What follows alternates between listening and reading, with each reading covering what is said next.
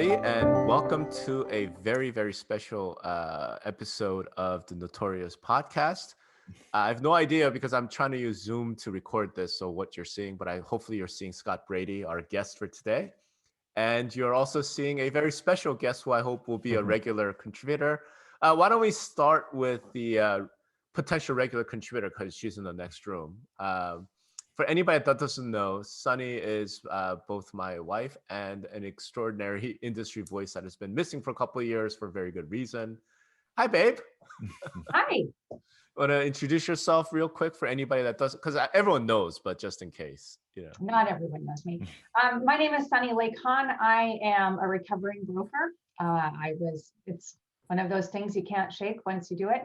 I am also former business partner to the Notorious ROV and recently spent some time with a large industry company. But now I'm back. And so I'm happy to be here with Rob. I'm the Notorious MRS or Notorious SLH, whichever, but I answer to all of them, or Sunny, or happy to be here. And the large real estate tech company is a publicly traded one, so there are certain topics that Sunny cannot opine on, but you and I can talk about them, Scott. Sure. So Scott, we've known each other for a few years, but maybe introduce yourself to the audience as well. Sure. My name is Scott Brady. I've been a broker since probably 97. Did it kind of the traditional way for many years. And then about 10 years ago, I got into property management. And so we now manage about 1,300 properties in Southern California. And we got into association management about a year and a half ago. And we now manage about 34 associations and about 1,800 owners in Southern California. And what makes us unique is that my property managers and community managers are realtors that we hire into our brokerage, and we teach them how to be property managers and community managers, and they still, of course, sell real estate as well. So that's what the boots on the ground are, real estate agents. Right. All right. So let me set the stage for this conversation, because I think this is one of the more interesting topics that we explore. And I'm so glad Sunny's able to talk on this, because she and I have been talking about it at the dinner table, but now she can sort of talk about it publicly. I've been investigating kind of the future of real estate brokerage for a real long time. Sunny and I actually co-authored something around that. What was it, like 3 years ago now, babe? Yeah, 3 or 4 years ago. Yeah, talking about kind of W-2 as the model for brokerage for profitability reasons, et cetera. And that's a conversation you and I have had back in the day, Scott, and when you went to this model. And then Scott recently arranged to invite me to speak at a property management conference. PMM Con, I think it is, right? Correct. Or is it PMMC Con? I can't remember. PMM Property Mastermind Conference. Property Mastermind Conference. And Brad does just a great job of running that. The unfortunate thing was I got sick, like real sick. So I managed to do my presentation talking about big trends in the industry and what I saw coming. And I couldn't stick around, which really blew. Hopefully that won't happen next year. And I think next year PMM Con is here in Vegas. So I hope to be able to see everybody there. But the topic that kind of came up was sort of my sense that something is changing in the overall housing market, the overall industry. All these trends that have been developing for, 10 plus years are converging.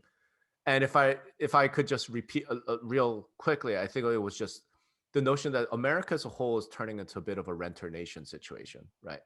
And especially when you look at, say, millennials or Gen Z, I don't know if home ownership is really in the cards for them, right? So that's number one.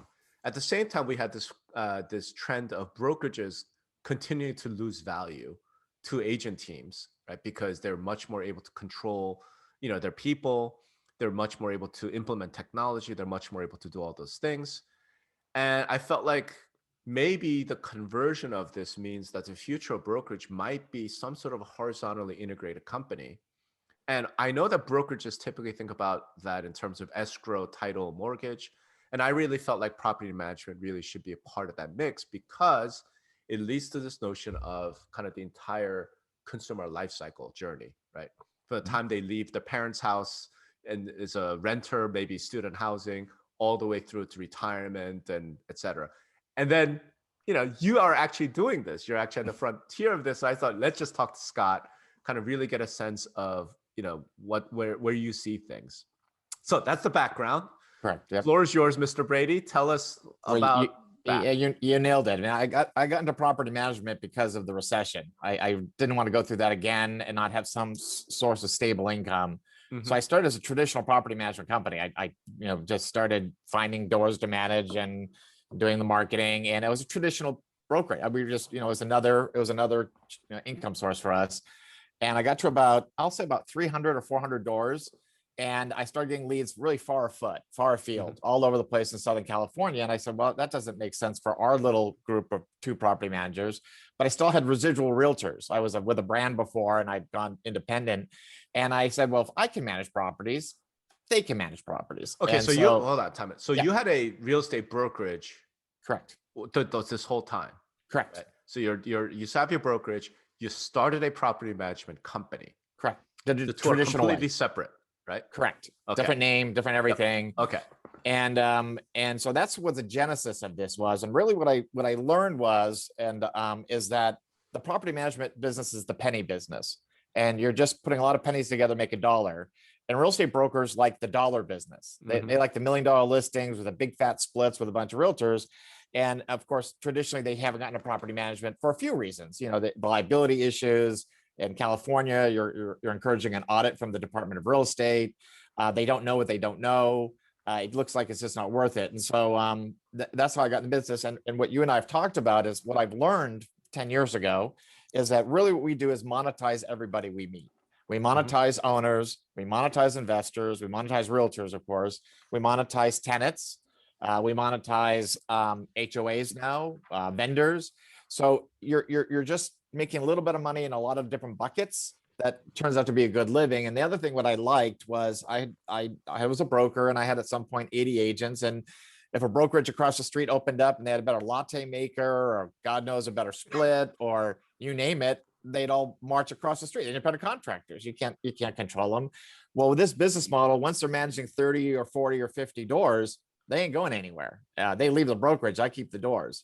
And really why it works, and you'll probably ask me these questions, is that I thought realtors want to make $200,000, and some do. Don't get me wrong. There are a number of realtors that want to make a lot of money. There are a lot of realtors that's like the lifestyle. They want to be an independent contractor, make 50, 60, 70K. They want to, be able to be virtual and not have to answer anybody. And that's really why it works is they've got the bandwidth, they've got the knowledge, they've got the license, but they didn't have a place. There was nobody allowing them to do this. And that's what I think probably more than anything else has resonated since I started. I went to this model about 5 years ago with realtors being our property managers. Okay. And now I know Sunny has a bunch of questions and comments for you, but I have a bunch of thoughts and it's great. wait, but Yeah. before that, so how large are you guys? I think you said 1,300 doors that you're managing. Yeah, we have about 50 agents in the company, 30 of which do property management and about 5 or 10 do community management. And we're growing that part of the business, of course. Community management is just like property management. They get they're on a split to deal with the board. And we do all the back office stuff. But yeah, so out of the agents, a good 30 are doing this business model.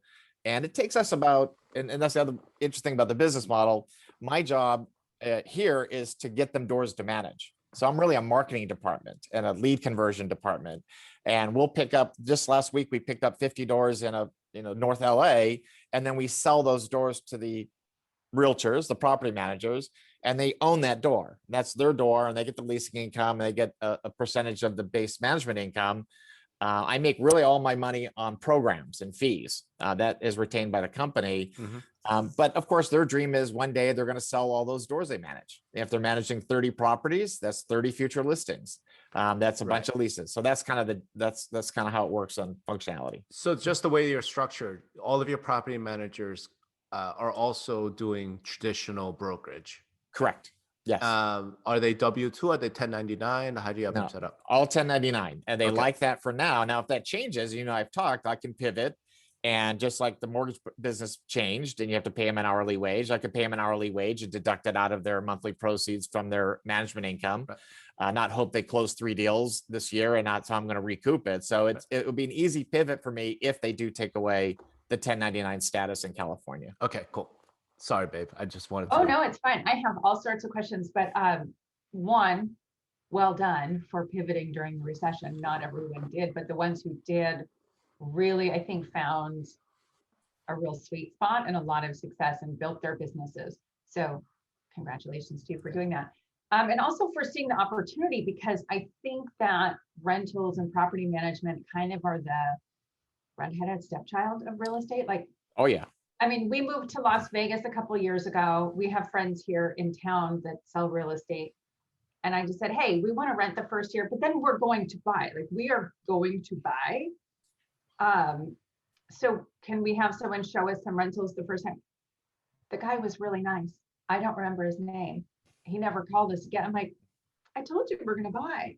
So I'm really intrigued by how you, or maybe it's you as the company, do all of the follow-up with the tenants once they get in, or if that onus is on the agent who is managing the door, how that relationship goes. So I'm really interested in that handoff of the relationship and who owns that and how you kind of manage the expectations there.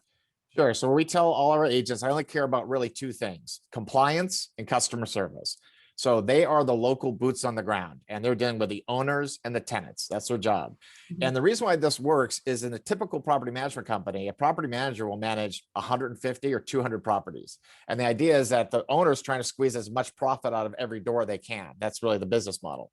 And they're trying to get 20% profit margin out of their 500 or 1,000 doors. The way we do it is, I'm just trying to make a 10% profit. And so I pay our agents much better than the typical property manager. I have no problem telling you, they retain 65% of the base management fee. So I expect them to know the tenant.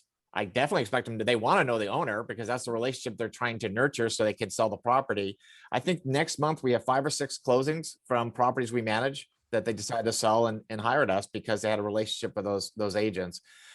So the answer is, it's the property manager / agent who's creating that. They're the local. They do the inspection. They do the leasing. They know the tenant. They know the owner, and we expect them to have a much higher level of a relationship. I managed 300 properties here. My original OG. I couldn't tell you any of my owners' names or my tenants' names. I mean, it's too many. But managing 50 doors, I expect you to. Mm-hmm.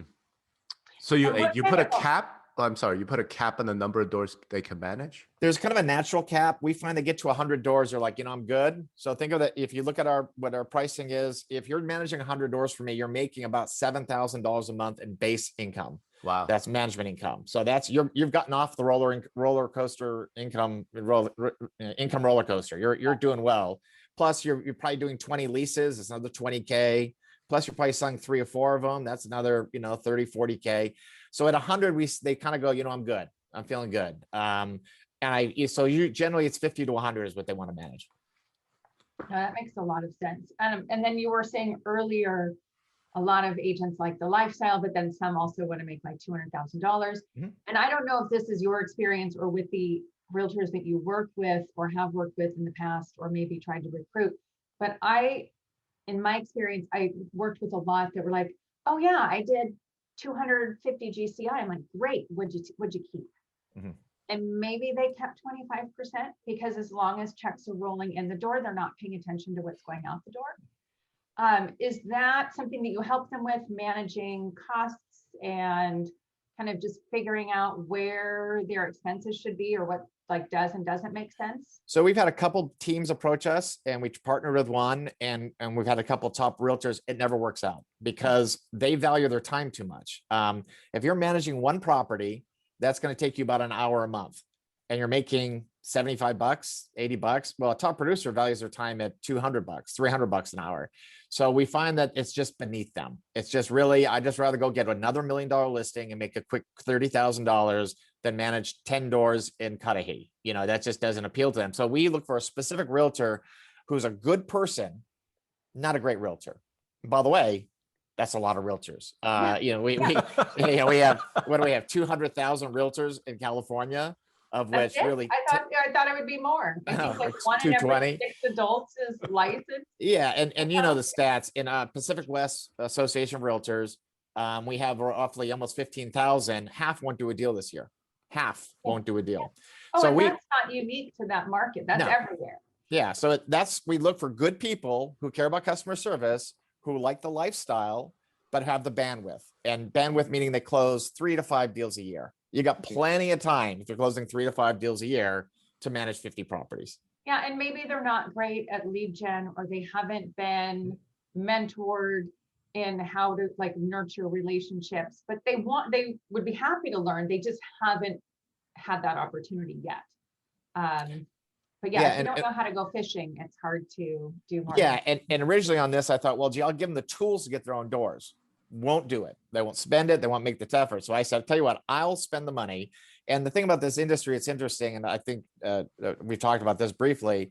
There's about 1 million rentals in my marketplace being managed by owner.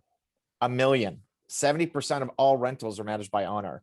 And every day we get, I got 4 leads yesterday. People saying, I can't, talk about renter state. California has the second most highest level renters in the country, only behind New York. Almost 55% of households are owner occupied, 45% are rentals.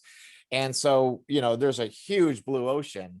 And so we go out there and target those people managing by owner, particularly out of state, out of area, who the laws become so cumbersome and so difficult and so pro tenant that they say they want to keep the asset. They like this $800,000 asset in Anaheim, and they like the cash flows and tax benefits, but they just can't deal with the managing anymore. And we slide in and say, we'll take care of that for you. And here you go. You're going to work with this branch manager who's local. We do all the back office, and we then turn around and sell them that door.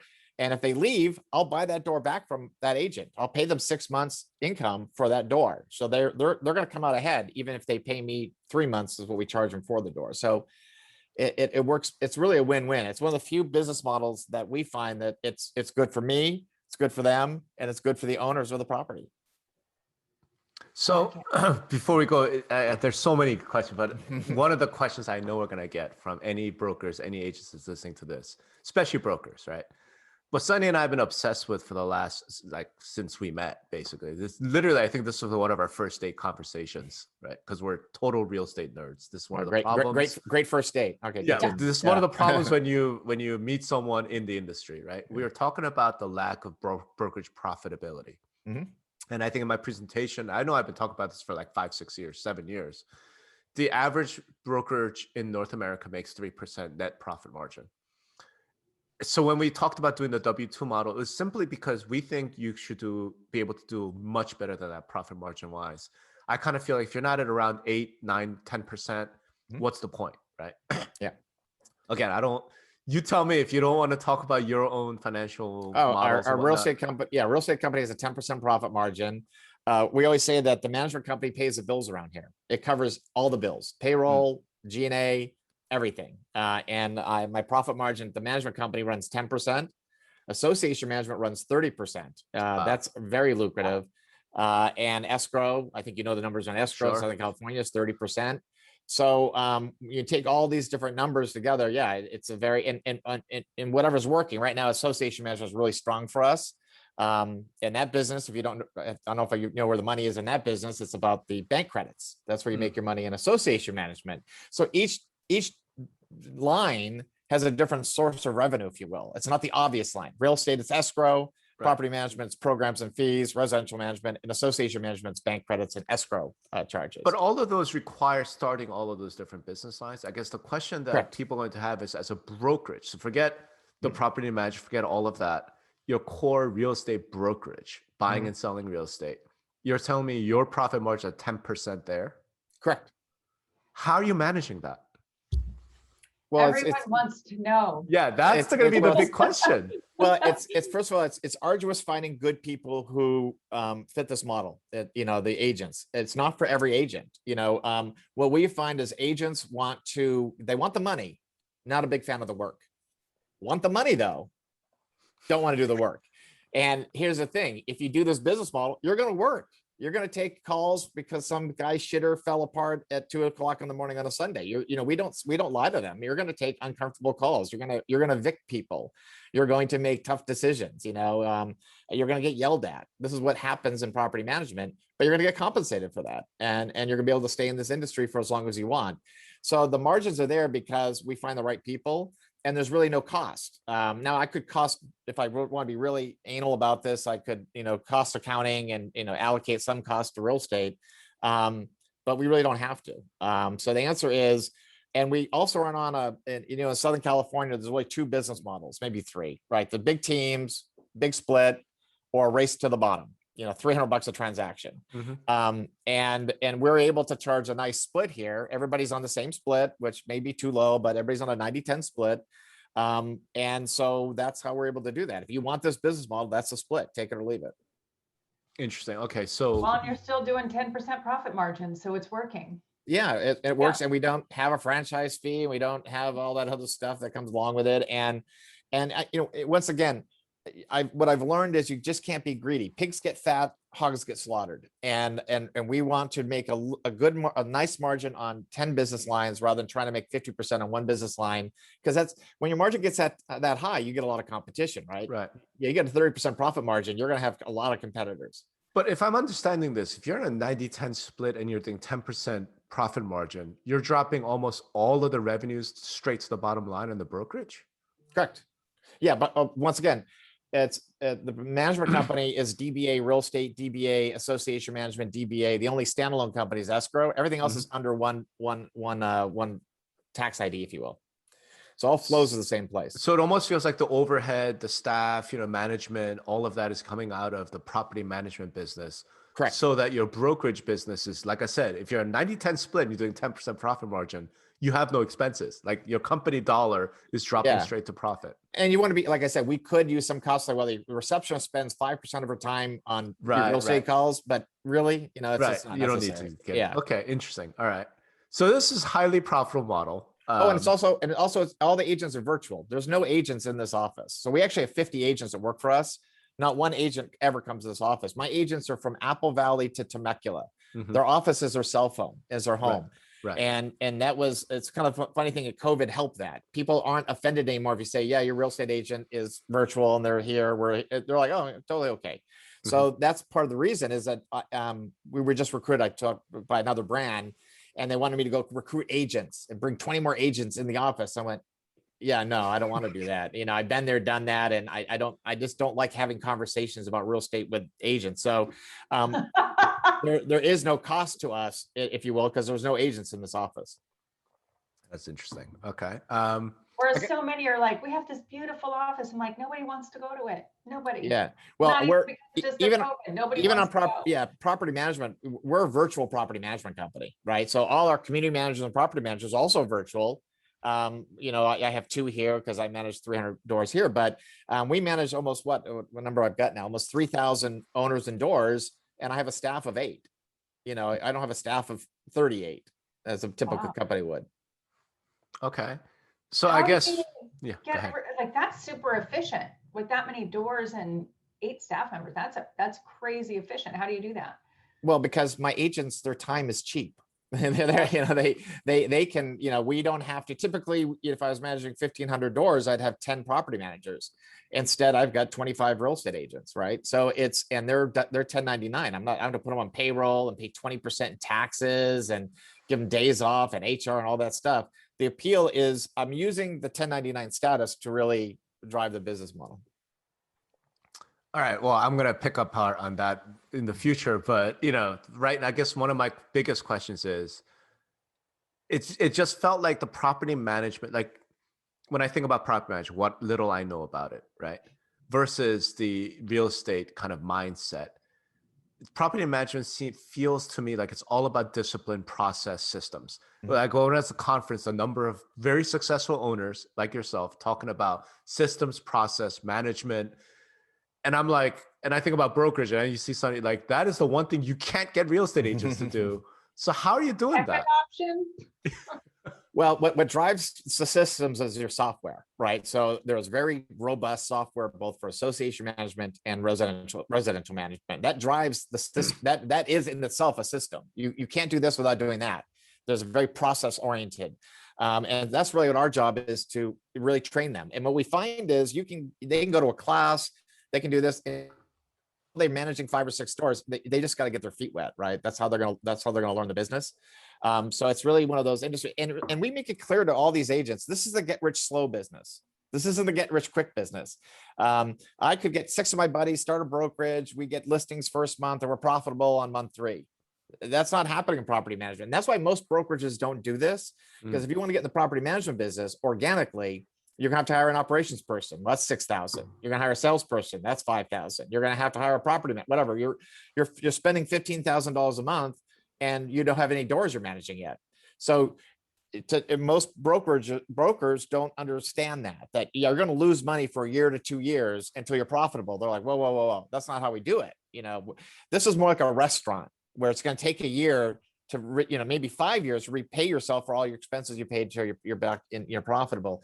And I think because of that, a lot of brokers just don't touch property management with a 10-foot pole. So how much can you manage your agents then?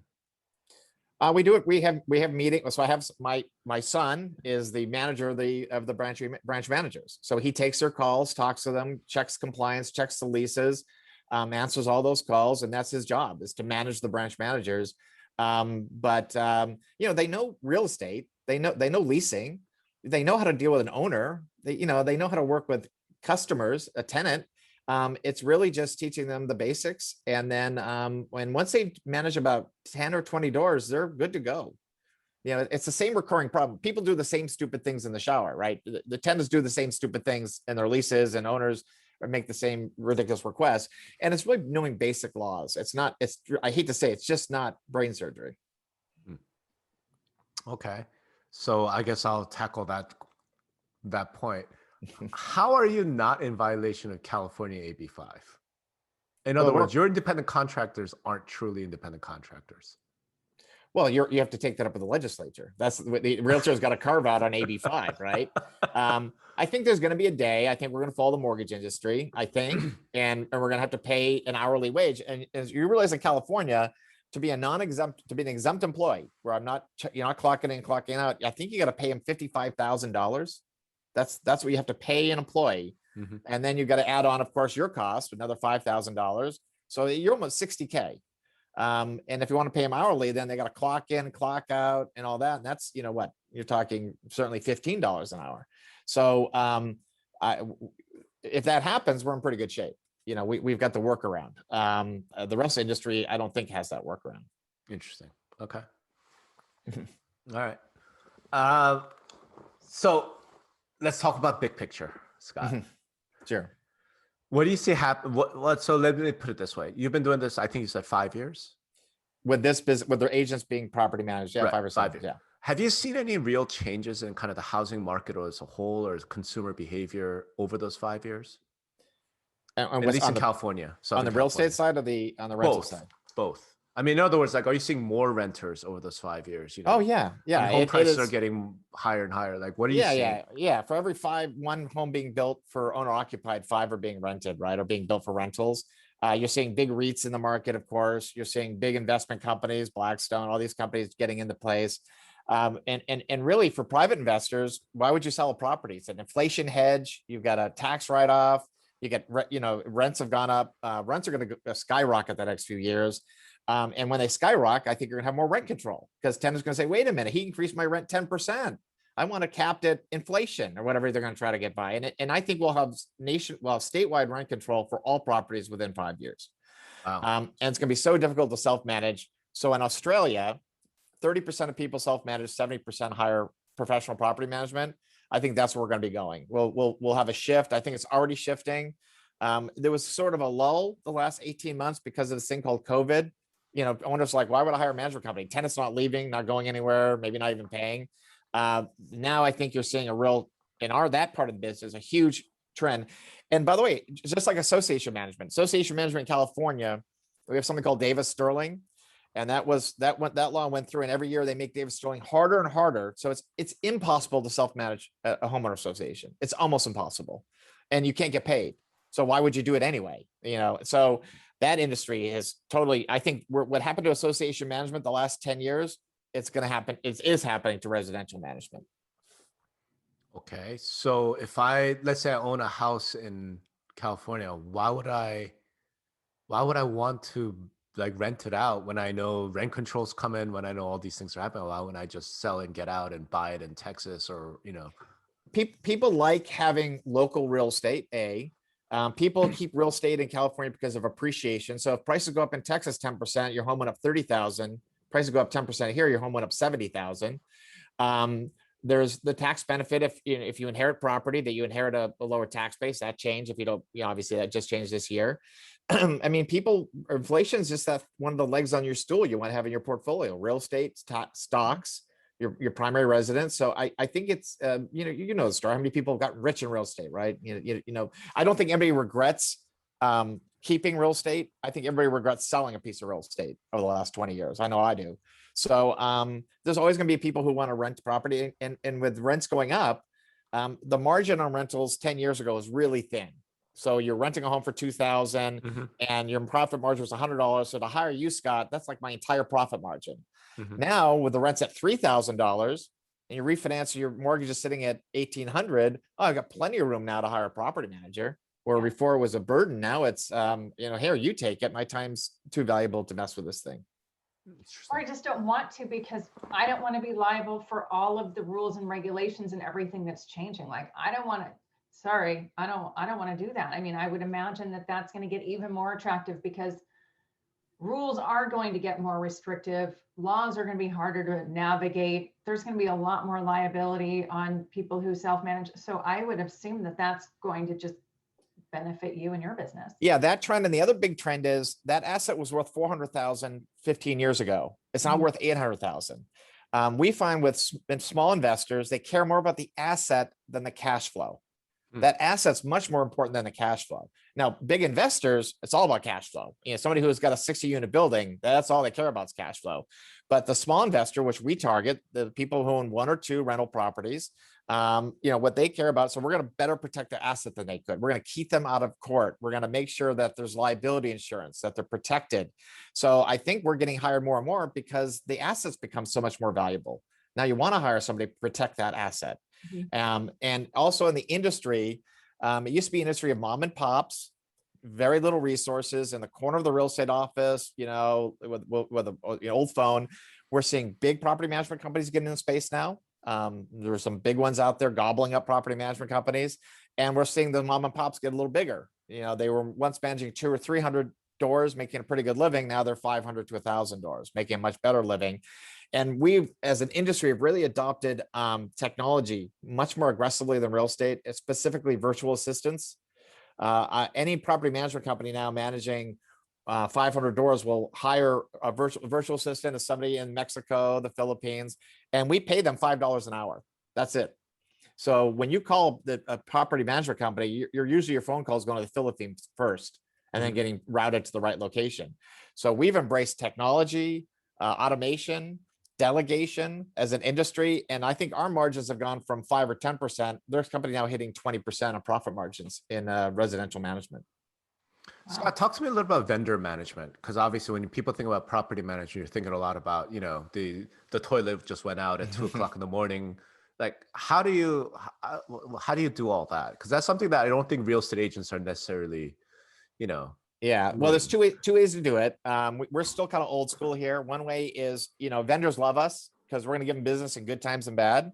And you just find your best vendors, right? You've got the 5 great plumbers, the 5 great AC people, the 5 great handymen, the 5 great carpet people, right? You just get your preferred vendor group that really just take care of you and love you. And then for me, because my realtors are the ones out there coordinating the vendors, that's how they do it. So that's up to them. The big company, if I was a typical big property management company, there's now automation for that. So you hire a third party, they charge you so much per door per month. And then those calls get routed directly to the automation. That schedule goes directly to your preferred maintenance company, that goes directly to the tenant. And it's all watched by the vendor. So there's more and more in property management is highly automated. I know a property management company manages about 800 properties. He has 1 property manager and 6 virtual assistants, and everything else is done with automation. So we're as an industry are really cutting edge on getting very efficient in our systems. We're real estate still in the dark ages, right? It's still go to listing interview with a listing interview presentation, and try to get the highest commission you can, and maybe you use a software like SkySlope to be in the transaction, but it hasn't changed materially at all. And since I've been in business. Yeah, no, the process really hasn't changed. No. And I've been in the business since I think 2003. So and it hasn't changed other than, I mean, we still had the book when I started in real estate.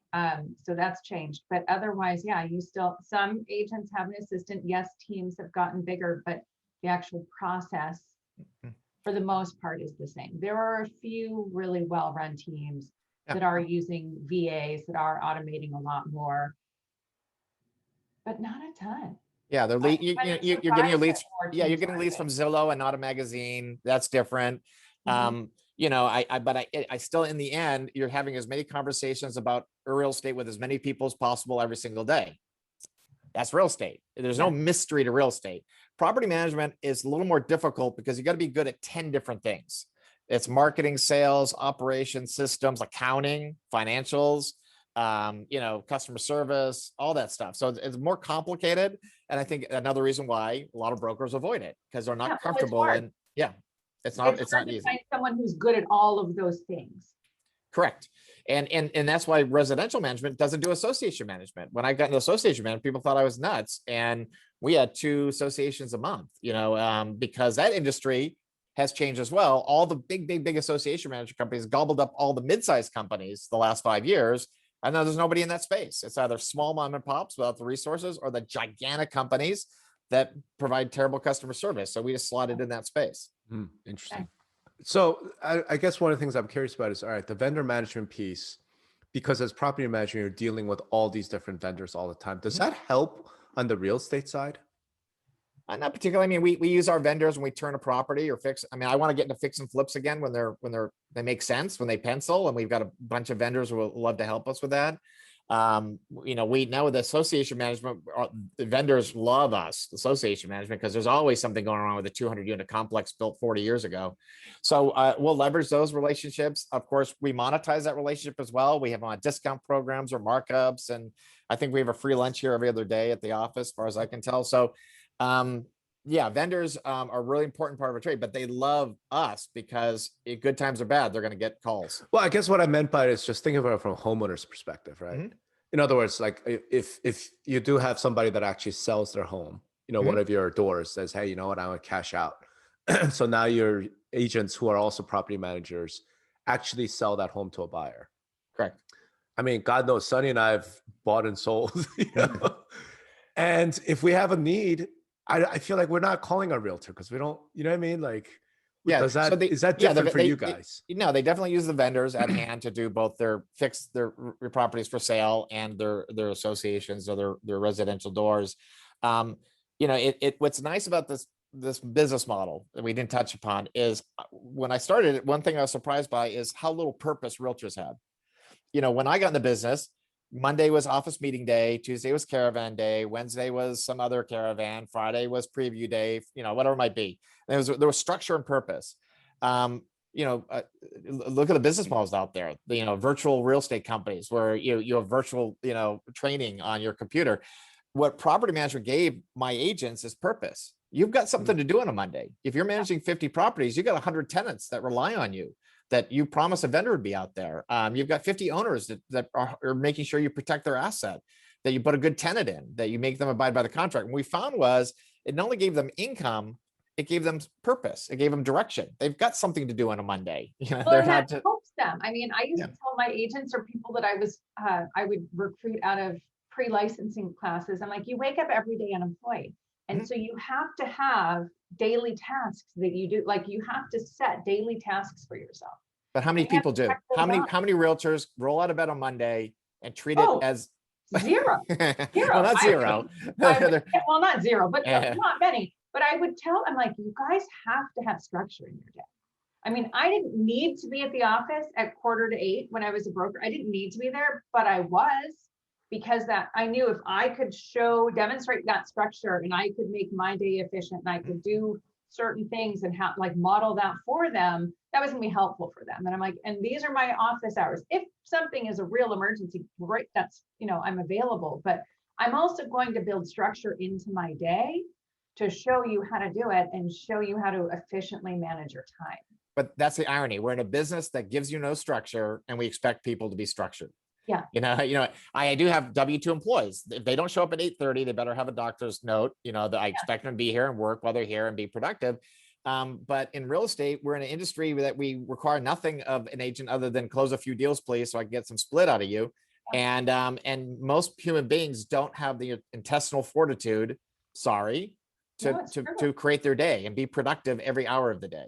And this is an industry of entrepreneurs, and a lot of them just kind of go, what should I do today? I'm like, here's your day, here's daily tasks. I even actually made the list, and I was like, these are things you should do every single day.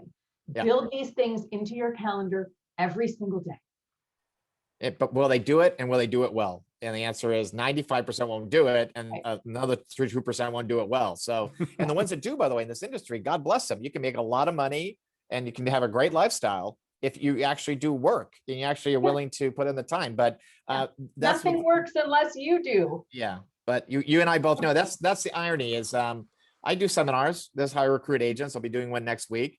And I recruit really people who do property management illegally, who aren't telling their broker, who are managing 10, 20, 30 doors. I'm saying, you know what, let's make this legal. And the other people we go for are agents who are tired of the real estate income roller coaster, who realize they're purposeless, but they want to still stay in the industry. Those are the two we target because I think they finally realize and look in the mirror and say, you know what, this isn't working. It's not working. So let me, because I know we're running a little bit short on time, because there's one aspect I really want to explore, which is the whole, what I presented as, what did I call it? Like the total consumer people life management cycle, right? People management, not property management. Correct. Are you guys moving towards that? Like what's happening on that front? Is that something? So let me explain kind of what I mean by that, right? I think it should be obvious, but the idea is as we move more and more towards like this renter nation type world, right? And millennials and Gen Z, let's face it, they're not going to buy houses for who knows how long, especially in California, right? So you leave high school, you go to college, right? And maybe you have on-campus housing, maybe you have off-campus housing. If you have off-campus housing, guess what? You're a renter, right? You graduate college, you get your first job. Chances are you're going to rent some crappy studio apartment. You're going to have 3 roommates and some whatever, right? And then you make a little bit more money, and maybe you're now moving into 1 bedroom, then you meet somebody, maybe, do you know what I mean? At some point, 10 years out from college, if you're successful, you're hardworking, you're going, okay, now I want to buy a house, right? And then you become an owner. Now you own a house, and maybe you say, I'm going to sell this house, or maybe you don't sell the house. Maybe I say, I'm going to rent it out. It's that entire life cycle. And I thought, we don't have any right now, as far as I can tell, there's no one that kind of thinks about that human being, that person, from that birth to, cradle to grave life cycle, and not sell them houses, not transactions, but like, what are their housing needs?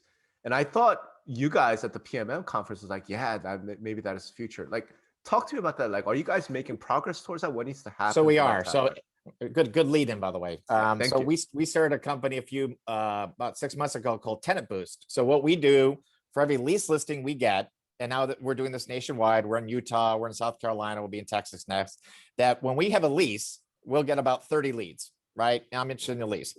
And right now, of the 30 leads, 1 becomes your tenant, the other 29 shuffle off, find another rental. So what we do is we try to convert all those leads to buyers. We say, okay, because we know, I think it's 20% of all buyers are first-time home buyers, and 50% of all tenants want to buy eventually, right? So we try to capture that 50% and put them in our database and say, well, maybe you're not ready yet, but let's get your credit repaired, or let's find you, get a rent-to-own type product out there. And so we're working with them, and the ones say, I'm just gonna be a tenant for life. Well, we try to monetize them and put them, send them to a website that we're building where they can then get insurance and then get other stuff that tenants need. And owners, same thing. We go to owners all the time saying, maybe it's time to 1031. You've got a terrible return on equity here. You got a $1 million house with no mortgage balance. Let's sell that and go get a 4-plex, right? Or let's buy out of state with a syndication. Set up that network too. So we're doing exactly that, is try to, when we get our hands on an owner, the cool thing about this business, residential management, let's call it that, is that I've been in the business about 10 years. I've had owners with me 10 years. They might be with me 30 years. I couldn't even tell you what the value is of a contract, because it's only been 10 years, and that's true with a tenant too. So we're doing exactly that, trying to say today's tenants, tomorrow's first-time home buyer, today's owners, tomorrow's 4-plex owner, or syndication that will put together and buy out-of-state property. or a fix and flip, is an investor in a fix and flip. So yeah, I think we're as an industry uniquely positioned because we sit at the nexus of all these relationships: owner, tenant, vendor, association, realtor for me. So that's the only piece that's unique in my business model, is probably the fact that I also have the realtor as part of that whole equation, along with tenant and owner. Most management companies stop there, and I just decided not to stop there. Do you have relation with other brokerages? Because, if they're just focused on buyer, seller, transaction, but, if you're interested in kind of the human life cycle Yeah. approach, do you sort of say, hey, send me those after you I sold think them? they're I think they're really myopic. I think brokerages don't think 4 days ahead, never mind what we're talking about here for the most part. And so, matter of fact, we don't even try to do a referral program with other realtors. Hey, give us your investor and then we'll give it back to you when they want to sell. No, we want to sell the property. So I don't even pursue that. And I stopped doing joint ventures because it just wasn't enough skin in the game for everybody to make money. So no, we're kind of forging ourselves, doing our own thing here right now, and not really reaching out to other brokerages. Eventually we do. So part of the Tenant Boost program is that we want to go to the buy owner market, because the two big pain points for people who own investment property is finding a good tenant. Do I want to meet creepy people from Craigslist on Thursday? I don't know. And two is when the tenant doesn't behave. But unfortunately, only 5% of tenants really don't behave, 5 to 10%, where you really got to manage them and corral them and get them to behave. So we want to go to the 70% who self-manage and say, we'll find you a tenant, really cheap, by the way, but we get the data, because they don't care what we do with that data. They could care less. So just get me a good tenant. So we go out there and charge, 35% of the first month's rent really aggressively, because all we're doing is getting the data. And then we'll have a realtor, we're building a realtor network. So we'll give you the buyer leads, and you also do the leasing for us. So down the road is, yes, we like to build a nationwide network of realtors, don't care for whom they work, that are willing to do our leasing and do our work with our buyers. Interesting. And who would hold all that? Because the issue is, this a long term. And we're Correct. talking 30 years. We're talking multi-decade Correct. perspective. Yeah. I know Redfin thinks in those terms. I know Yeah. Zillow thinks in those terms. I don't know of any brokerage that thinks in those terms, right? Yeah. Certainly no agents that think in those terms. Like, who's going to do that? Yeah, we'd be managing them. So the idea is that we're another entity they're talking to. So they work for XYZ brokerage, cool. But with Tenant Boost, here's our expectations, that you maintain those relationships. As far as we know, nobody's done this, create this data and you got to think the numbers. So to give you an idea of numbers, we manage what I said, 1,300 properties. We'll probably do 300 leases this year, roughly, on a normal year. So that means we're going to have somewhere in the neighborhood of 10,000 leads. 10,000 leads, one company, Southern California. And if 5% of those leads say, you know what, I do want to buy, I do want to get pre-qualified, you can do the math on that. So we think it's and particularly in like other areas like South Carolina, where home prices are 200,000, it is cheaper to buy than it is to rent. And when this market turns and rates go up, people are going to want buyer leads again. That's what so we're really think we're in that position to take advantage of being a property management company that knows real estate. Interesting. I like it.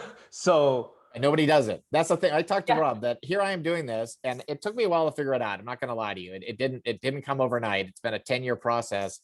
But nobody else as far as I know, in the country does it. And even when I tell people at conferences I do it, they look at me like I'm doing something illegal.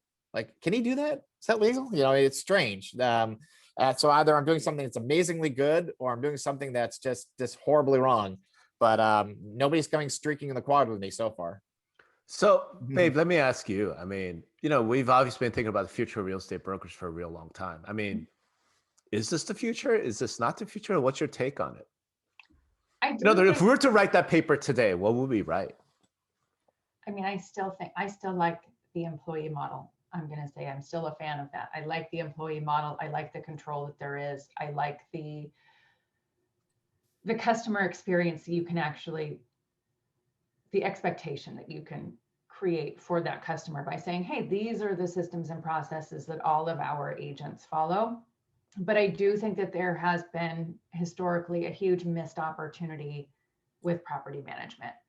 And something that Rob brought back from PMMCon, and we were talking about it, was driving down the road one day. He was like, I realized, he goes, I didn't really think about this before, but property managers are all about processes and operations. And real estate brokerages are all about relationships and, you know, these other intangible things. But bringing those together just seems like a huge opportunity that I'm glad that you're capitalizing on. And I think that people, it's just a shift in mindset. One, brokers would have to approach management in a totally different way. If you're dealing with property management versus just real estate brokerage, it's just a very different mindset. You have to manage a totally different way. It's just a different business. And so I don't know if most current brokers have the chops to do, like, to make that switch. And I don't know, Scott, you can correct me if I'm wrong. I think like the person who can do that, who can do both well, is kind of a unicorn. Well, I'm seeing property management companies get more aggressive in real estate. I'm definitely seeing that. It used to be, there were, you know, we are here, they're over there, never shall the two meet. And you went to the conference. I think we did some breakouts. Everybody in my room of 40 property management companies were doing real estate and getting aggressive in real estate. So I think the residential side's in a better position to take advantage of this shift than real estate is to get into property management for the reasons I mentioned.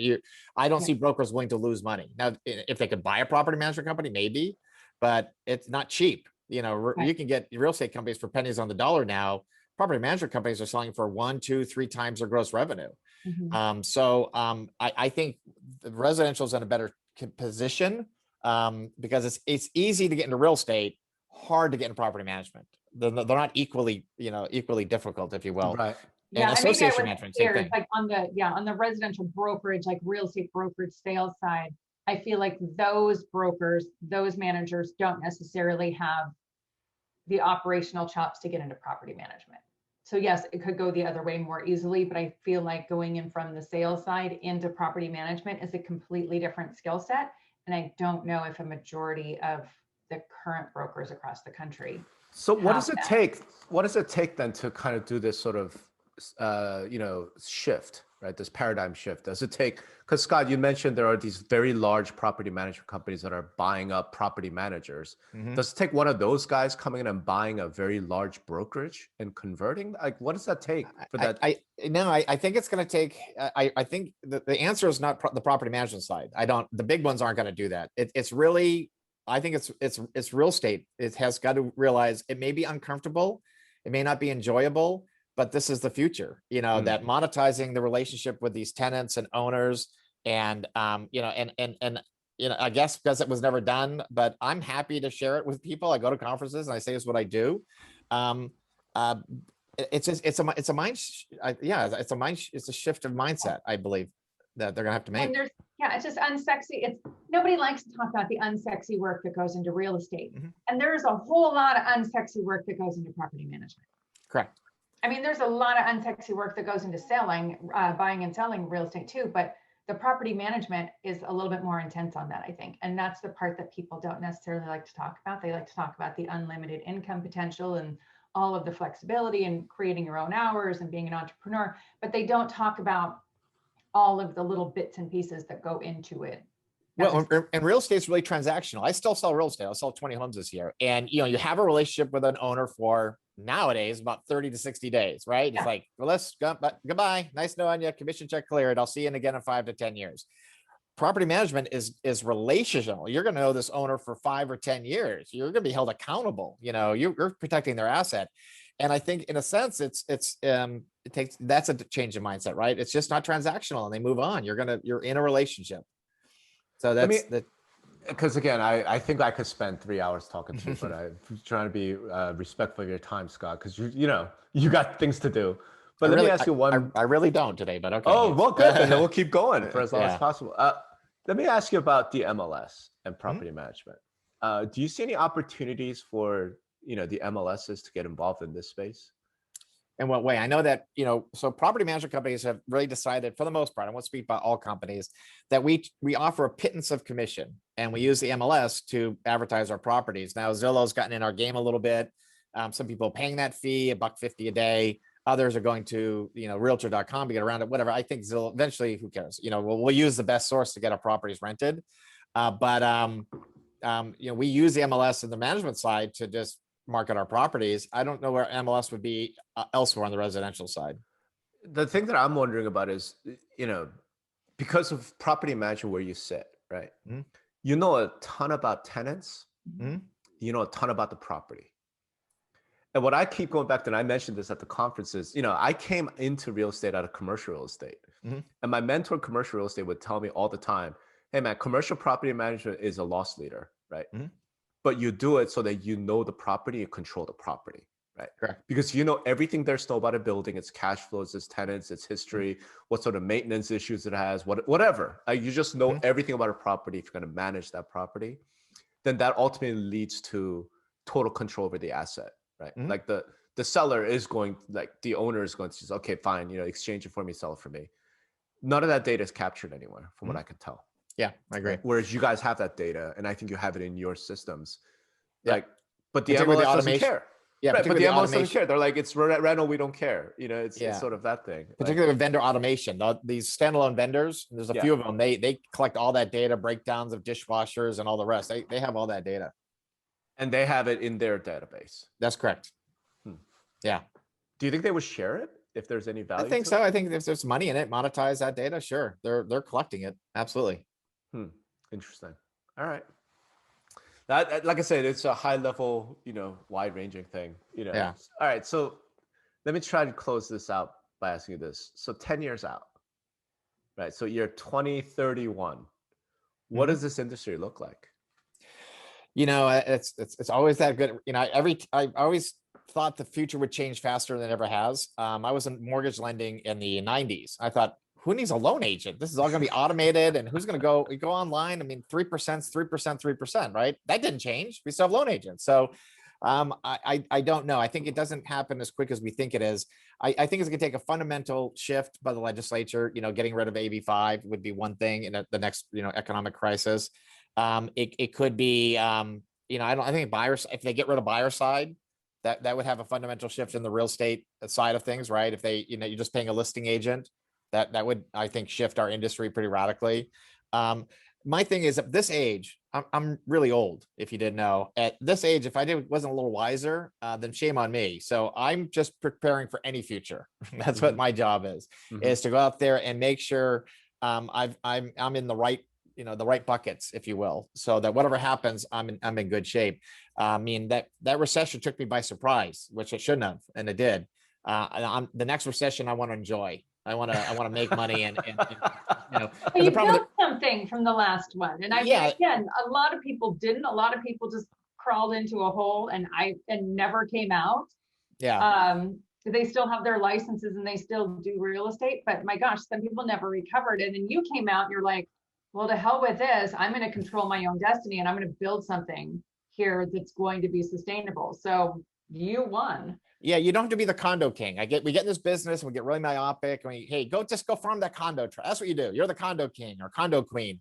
And you get this license, and this is the one my revelation was. You have all these things you can do with this license: commercial and residential property management. You don't even need a license for association management. You just got to get a certification. So I don't know why, as an industry, we get really myopic. And I'm a brokerage, and that's what I do. I think Rob knows that the really valuable brokerages do it all.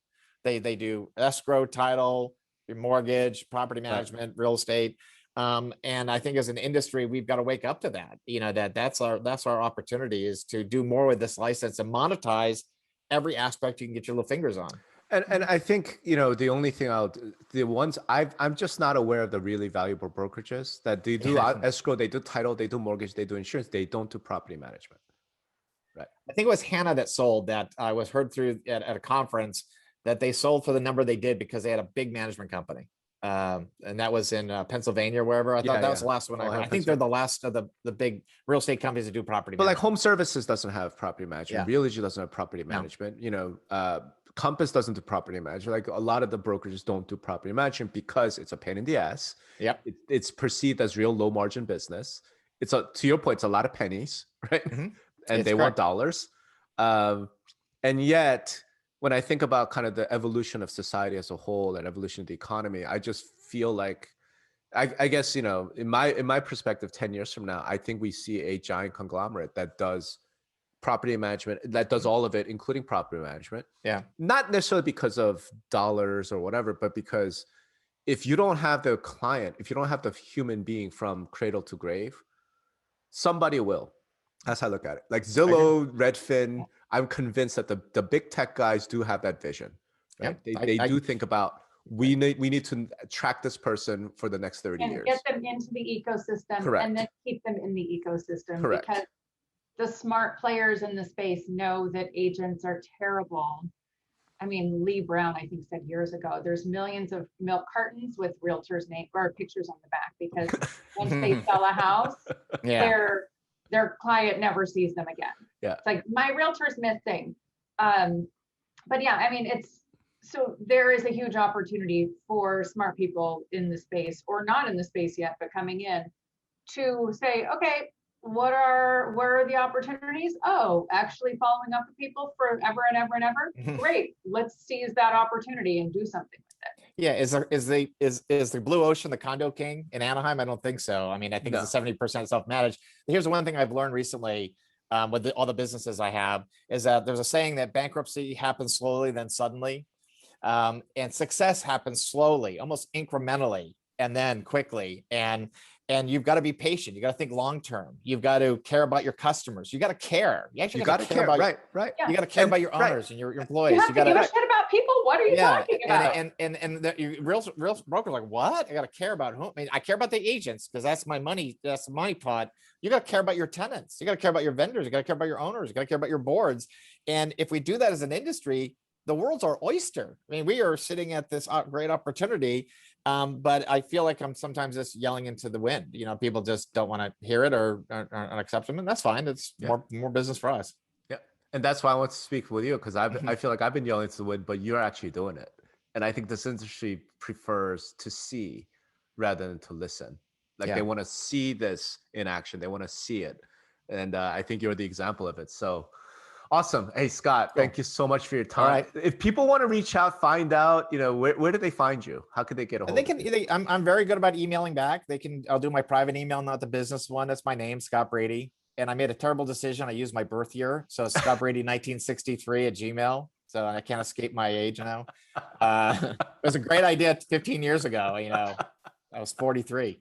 So, but reach out. I'm happy to. I do consulting. I don't like to talk to people on the phone and do that kind of consulting, but I'll sell them all our contracts and our packages and our marketing and all the stuff we did to build this company. And I go to, of course, all the different conferences for the NARPM, which is the National Association of Residential Property Managers, and PMM Con. So I try to get out there and share, because I share because not for personal gain. I'm doing fine now. But there's an opportunity here.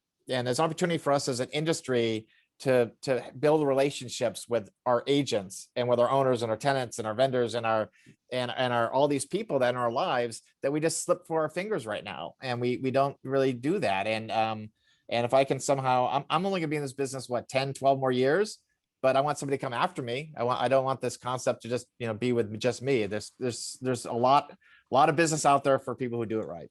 All right. Well, I don't think you're going to be the last. Thank you so much for all of this. Any parting words, babe? No, I just really appreciate this conversation. I love talking to smart people and people who are actually, seeing an opportunity and going after it, and not just going, oh man, I wish I would have done that. Or, oh, that's a great idea. I'm going to go do something else now. So it's I just love talking to people who are actually doing the things instead of just talking about doing the things. So yeah, it's one of those things that a friend of mine who started a business said, sometimes when the building's on fire, you run in instead of running out. Yeah. And that's what it felt like to me when I started residential, was running into a building on fire. And the same thing with association management. And now we're doing a mortgage company for the tenant booths. That's like running into another building on fire. But that's what makes life fun, is taking a few chances and growing and learning and getting your ass kicked a little bit and getting back up and do it. And I didn't want to go back to being Scott Brady selling 60 homes a year. I did that. That novelty wore off after about, 5 years, 10 years. But every day I do this business, I learn something new, and I enjoy it. Just love what I do here. Yeah. Wonderful. All right. Well, thanks again. And like I got it. said, if you want to reach him, you got Scott Brady 1963 at At Gmail. gmail.com. Yep. Thank you, Scott. You got it. Thanks. Thank you.